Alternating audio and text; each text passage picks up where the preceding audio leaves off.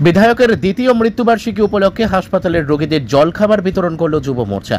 শুক্রবার ধূপগুড়ি বিজেপির বিধায়ক বিষ্ণুপদ রায়ের দ্বিতীয় মৃত্যুবার্ষিকী উপলক্ষে যুব মোর্চার সদস্যরা মহকুমার হাসপাতালে ভর্তি থাকা রোগীদের মধ্যে জলখাবার বিলি করেন। উল্লেখ্য, 2023 সালের 25শে জুলাই কলকাতার SSKM হাসপাতালে শেষ নিঃশ্বাস ত্যাগ করেন ধূপগুড়ির বিধায়ক বিষ্ণুপদ রায়।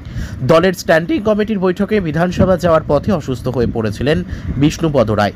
তড়িঘড়ি তাকে ভর্তি করা হয়েছিল কলকাতার SSKM হাসপাতালে। সেখানেই শেষ নিঃশ্বাস ত্যাগ করেন বিধায়ক বিষ্ণুপদ রায়। এরপর তার মরদেহ ধূপগুড়িতে নিয়ে এসে শেষকৃত্য সম্পূর্ণ করা হয়। এদিন বিধায়কের দ্বিতীয় মৃত্যুবার্ষিকী উপলক্ষে স্মরণ সভার আয়োজন করেছিল যুব মোর্চা। যুব মোর্চার জেলা সভাপতি পলেন ঘোষ, সাধারণ সম্পাদক অভিক চৌধুরী, বিধানসভার যুব মোর্চার কো কনভেনার শুভঙ্কর মল্লিক সহ যুব মোর্চার কর্মীরা হাসপাতালে জলখাবার বিতরণ করেন। ধূপগুড়ি থেকে ভাস্কর মহন্তের রিপোর্ট, আমাদের টিভি। আজকে আপনাদের কি কর্মসূচি ছিল?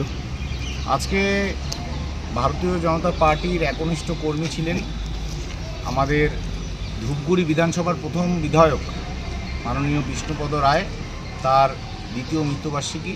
সেই দ্বিতীয় মৃত্যুবার্ষিকী উপলক্ষে আজকে আমরা ধূপগুড়ির যে মহকুমা হসপিটাল সেখানে আমরা এসেছিলাম রোগীদের সাথে কিছুটা সময় ভাগ করে নেওয়ার জন্য এবং তাদের সাথে একটু জল খাবার তাদের একটু ব্যবস্থা করে দেওয়ার জন্য।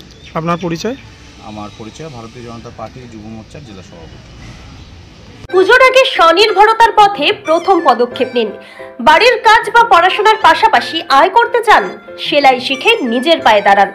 ড্রয়িং সহ কাটিং সেলাই শিখুন সহজ পদ্ধতিতে, অল্প খরচে ও কম সময়ে। আজই ভর্তি হন দীপা সেলাই সেন্টারে। প্রশিক্ষণের শেষে পাবেন সার্টিফিকেট। ঠিকানা ডাউকিমারি রামভোলার মাঠ এবং কালীরহাট বিদ্যালয় পাড়া।